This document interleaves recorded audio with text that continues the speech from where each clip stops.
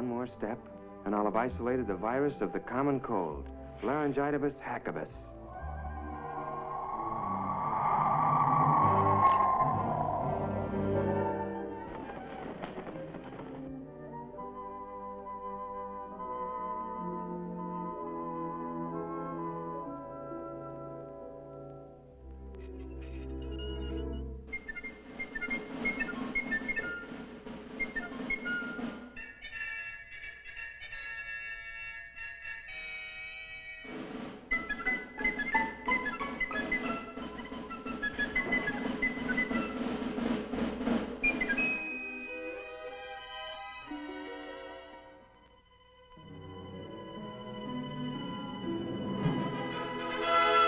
Illudium Fosdex, check. Anti-proton ballast, check. Prepare afterburners for blast-off.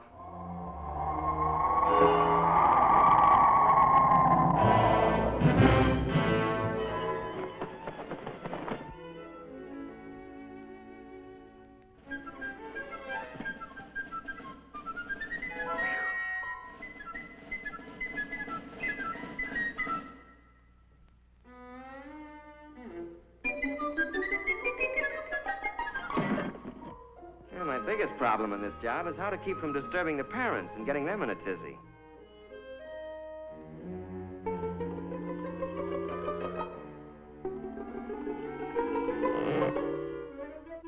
Rock-a-bye doggy in the treetop, when the wind blows, the cradle will rock.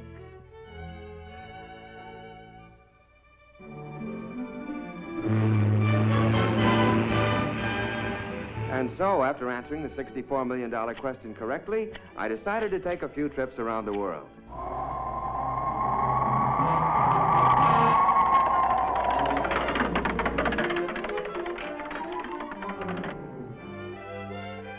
About time we threw a little light on the subject.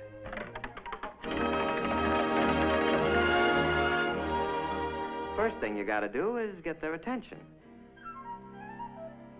Comfy? Have I got your attention? Okay, let's straighten out a few facts about you and the Army. Now then. Excuse me just a minute. Rock-a-bye doggy in the treetop, when the wind blows, the cradle will rock. You know, Ralphie, it's a funny thing, but every high school senior I've ever known thinks that when he gets into the service, all his buddies will look like a bunch of lower Slobovians. Of course, there's always one exception. You. Actually, they're going to be pretty much like the guys you're graduating with. Just plain old characters like Roy Robinson from Jefferson High in Portland, Oregon, Don Osgood from Page, Nebraska, Pete Willoughby, Los Angeles State College, Dick Martin from St. Peter's High in Worcester, Worcester, Massachusetts. Oh, well. Nice guys who wash their teeth every day, get their hair cut regular, well, fairly regular. Just a neck trim, please. Yes, sir. Just a neck trim. Well, what do you know? There was a human being under that pelt after all. Another interesting idea held by a lot of otherwise bright high school seniors is that the Army has all the right size clothing, but that it's mainly interested in getting it on all the wrong size people. Well, nice comic book stuff. But actually, the Army's no more interested in putting you into the wrong-sized uniform than your football coach would be. And for the same reasons. It's not necessary, it's inefficient, and it's just plain sloppy.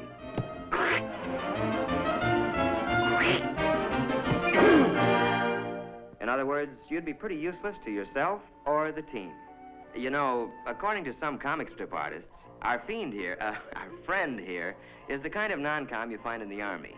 The way they tell it, basic training's supposed to be nothing but KP, obstacle courses, and being chewed out by a bunch of sadistic sergeants. Hey, hold up! Hoop!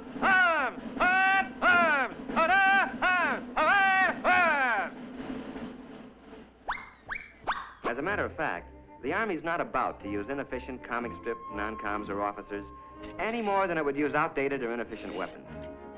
No, the non-coms you're going to get acquainted with in basic will be very capable guys, and they'll be there for just one reason. To help you. You'll get to know men like Paratrooper Sergeant Mike Culhane, Master Sergeant Johnny Broderick from Okinawa in Korea, Corporal Tommy Webster, a high school senior when you were a junior, Sergeant Rod McCullum. He carries the Congressional Medal of Honor. Look, as long as we're on the subject, let's take a look at basic training and find out what it's really going to be like.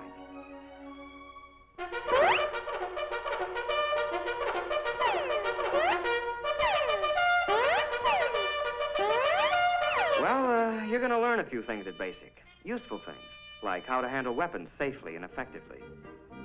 And at 700 yards, I let him have it. You're taught to use a compass, how to read a map. Very impressive stuff later to the girl of your dreams. You'll learn how to pitch a camp and how to give first aid. The sort of knowledge that other, people will respect someday.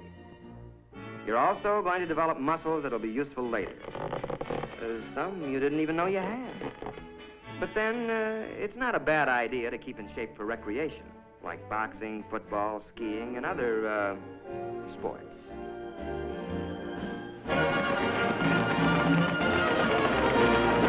You're going to learn to snap a salute to all officers. Now, where'd that custom come from?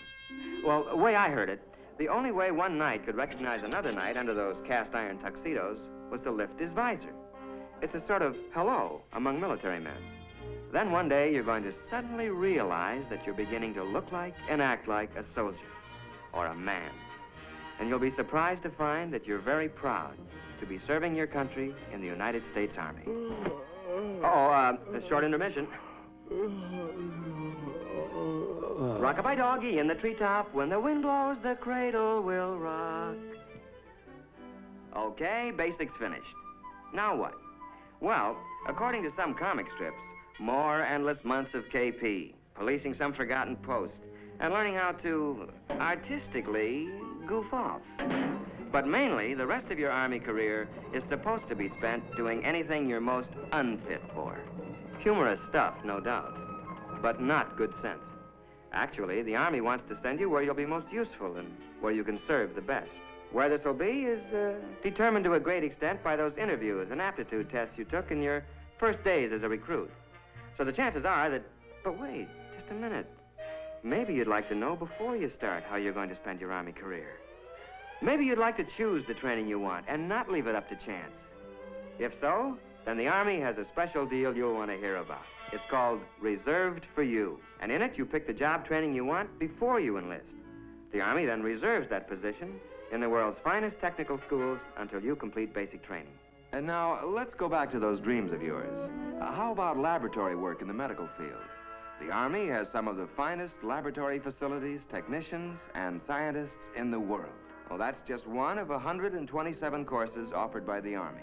How about that dream of working with rockets or atomic power? How about guided missiles? You choose it, the Army's got it. The only ticket you need to this program is one high school diploma. Sound good? Well, I can make it sound better.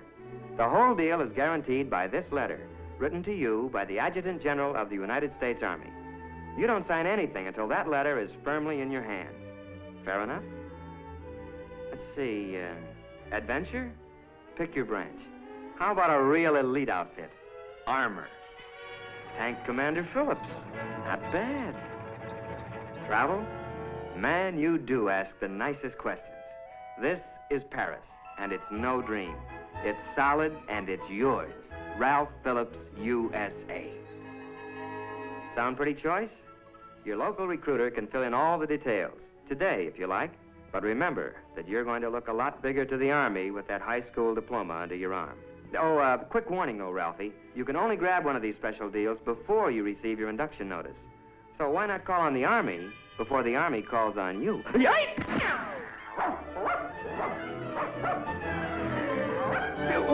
What's the matter with you? You gone nuts or something?